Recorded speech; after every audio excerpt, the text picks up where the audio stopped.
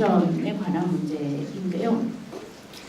뭐 다 아시는 것처럼 KTX 승무원 그 대법원 판결에서는 결국은 이제 철도공사의 논리가 KTX 승무원은 안전 업무를 하지 않는다는 것이었습니다. 안전 업무와 서비스 업무를 분리하고 그래서 안전 업무는 철도 팀장이 하고 열차 팀장이 하고 승무원은 안내 업무만 한다라고 하는 게 갖고 있는 사회적 의미가 뭔가에 대해서 저는 굉장히 큰 두려움을 갖습니다. 결과적으로는 1000명이 타는 무려 300km로 달리는 고속철도에서 안전 업무를 담당하는 사람은 1명이다는 얘기이죠. 그리고 동시에 안전 업무를 하지 않기 때문에 그 많은 승무원들이 승객들이 기대하는 대로 안전에 관한 훈련을 하거나 또는 안전에 관한 정보를 제공하거나 위험에 닥쳤을 때 그것을 잘 대응할 수 있는 체계적인 시스템이 갖춰지지 못하게 되는 것은 결국은 노동자만 위험하게 만드는 게 아니라 그 고속철도를 타는 시민들을 위험하게 만드는 행위이기도 합니다. 지금 대통령 탄핵 심판이 진행이 되면서 탄핵 사유에 세월호 참사 그 기간 동안 생명권을 지키지 않은 죄를 묻고 있습니다.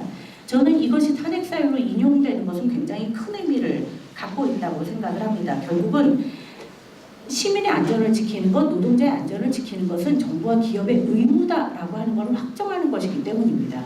지금까지는 마치 이것이 개인의 책임인 것처럼 많이 이야기를 해왔지만 결국 생명과 안전의 의무가 기업과 정부에게 있다라고 하는 것을 분명하게 함으로써 생명 안전이 모두의 권리라고 하는 것을 확인한다면 당연히 그 생명 안전을 책임지고 있는 승무원들이 왜 권리를 가져야 하는지 그리고 그들이 왜 정규직으로 전환되어야 하는지에 대한 사회적으로 굉장히 중요한 근거를 마련하는 것이기도 하다고 생각을 하고 있습니다. 구역 참사를 통해서 우리가 위험한 업무에 외주화는 더 이상 안 된다고 이야기했던 것처럼 생명안전 업무에 외주화는 더 이상 안 된다라는 이런 사회적 가치들을 이제는 더 많이 드러내야 될 때가 아닌가 하는 생각입니다. 두 번째 아까 말씀드린 게 이제 파견법과 관련한 문제인데요. 간접고용과 관련한 문제입니다. 저는 이번에 아까 말씀드렸듯이 기아자동차, 현대자동차가 오늘 2시에 고등법원에서 승소했습니다. 솔직하게 말씀드리면 별로 기쁘지 않습니다. 그거는 KTX가 패소했기 때문이 아니라 실제로는 불법 파견을 말 그대로 불법적인 기업의 행위를 합법적인 파견법에 의존하여 해결하는 굉장히 이상한 구조이기 때문입니다. 그 파견법이라고 하는 게 결과적으로는 존재해서는 안 되는 간접고용이라고 하는 형태를 사회적으로 정당화시키고 예외적으로 만들어내고 있는 형태인 건데 이런 불법을 오히려 합법적인 법에 기대서 문제를 해결하려고 시도할 수밖에 없게 되는 지금의 이 아이러니한 상황을 도대체 어떻게 고민해야 될 것인가가 굉장히 고민입니다.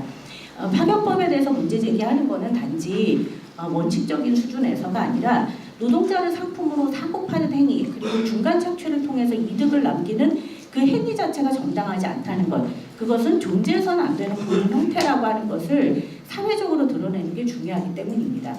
이미 근로기준법에도 간접고용은 안 된다고 명시되어 있지만 그것에 지극히 예외 조항의 하나로 등장했던 파견법이 이제는 간접고용을 대규모로 확대시키고 있는 그리고 노동자들이 오히려 또 거기에 기대서 자신의 고용 안정을 도모해야 되는 이런 상황에 대해서 우리가 좀 본질적인 문제 제기가 필요하다.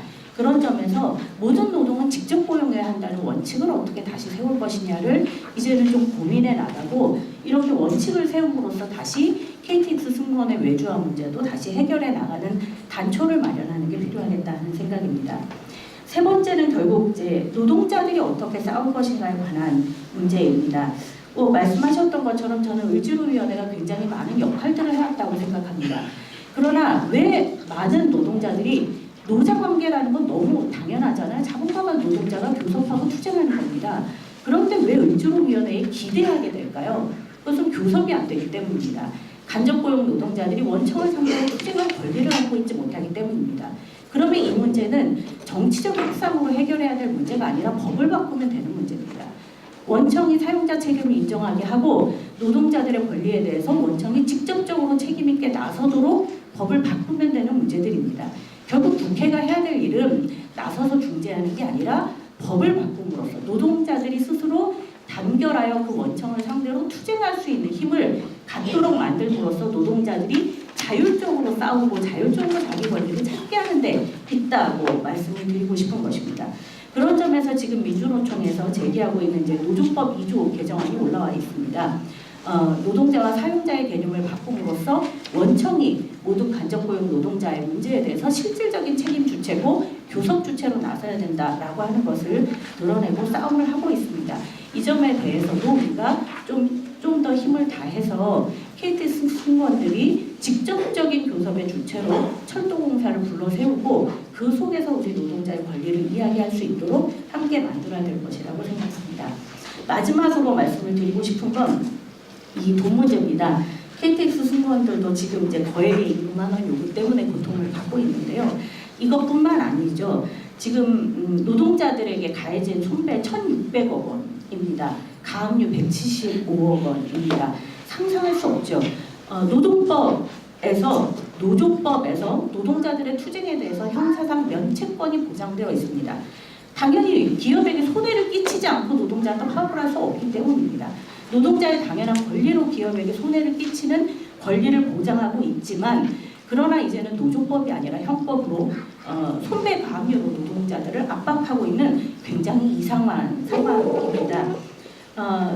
그런데 문제는 이런 손배 가압류 또는 KTX 대법원의 판례처럼 이 모든 문제들이 법원의 판결로 이루어지고 있다는 겁니다.